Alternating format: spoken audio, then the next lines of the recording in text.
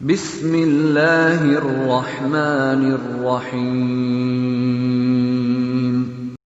बच्चों, आज हम लोग क्लास 4 यानी तैतानिया चहारुम मजमून है साइंस और उन्वान है मेरा तीत यानी माई तीत। और आज हम लोग इसका टॉपिक पढ़ेंगे यानी कि वाई डू टीथ डिके यानी दांत क्यों बर्बाद होते हैं। तो देखिए, दांत क्यों बर्बाद होते हैं इसके बारे में आपको आज हम बताने की कोशिश करेंगे कि देखिए, कोई भी चीज़ जब हम खाते हैं तो क्या होता है कि उसमें जर्म्स पाए जाते हैं यानी कि कीटाणु पाए जाते हैं, जो कि एक कीटाणु जो होते हैं वो लिविंग थिंग्स होते हैं। जो कहने का मतलब होता है जो सांस लेते हैं, जो कि हमको काफ़ी हार्म पहुंचाते हैं, काफ़ी मुश्किल पहुंचाते हैं।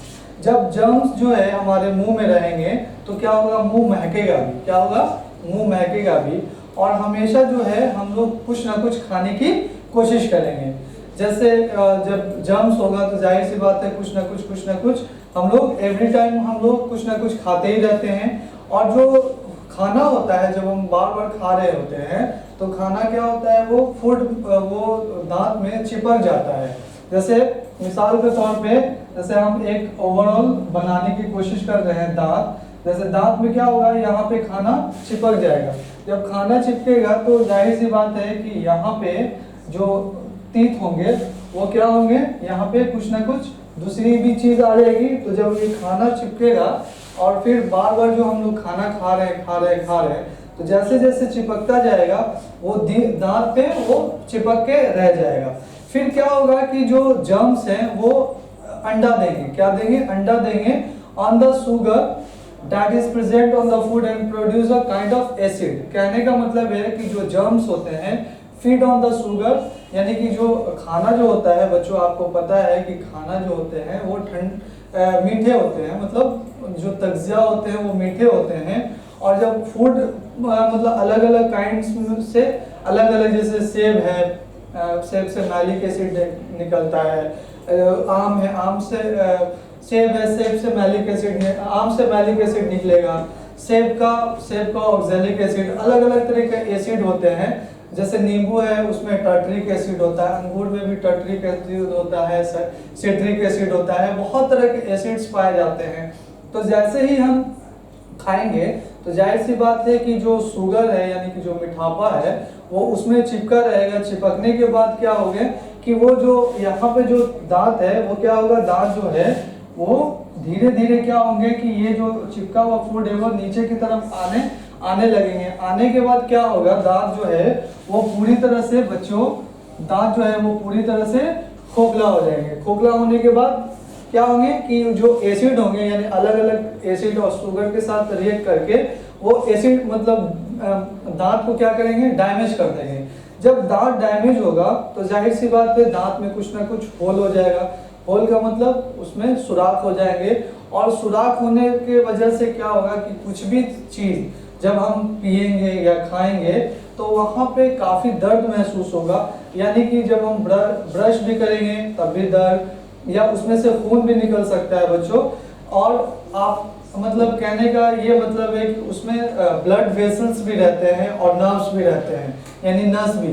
जो दांत होते हैं उसमें ब्लड वेसल्स भी होते हैं और नर्व्स भी होते हैं। तो जाहिर सी बात है कि जब दांत में अगर तकलीफ होगी तो जो नर्व्स है यानी पूरे जिस्म में नर्व से भरा हुआ है, यानी कि पूरा जो हमारा जो जिस्म है वो किससे भरा हुआ है, नसों से भरा हुआ है। और जो होल है वो क्या होगा, कैविटी कहलाएगा। यानी कि वो दांत में जो गंदगी है, जो होल है, उसको हम लोग कैविटी बोलते हैं। क्या बोलते हैं, कैविटी बोलते हैं। और जो कैविटी होते हैं यानी जो सुराख होते हैं या खोखला जो होते हैं वो काफ़ी क्या होते हैं, बहुत दर्द महसूस वाले होते हैं। तो इस तरह से क्या होते हैं, जो डैमेज दांत होते हैं वो टूट जाते हैं। टूटने की वजह से अगर बचपन में अगर दांत खराब होते हैं यानी 12 साल या 13 साल तक तो कोई दिक्कत नहीं है, क्योंकि वो अगर दांत जो है अगर सड़ भी जाएंगे तो वो टूट के नए दांत वहाँ पे आ सकते हैं। फिर भी उसमें ब्लड वेसल्स में कुछ ना कुछ उसकी जो रूट है यानी कि जॉ में जो ब्लड है कुछ ना कुछ रह ही जाता है, जो कि बाद में भी प्रॉब्लम हो सकता है। या कुछ इन्फेक्शन भी हो सकता है बच्चों।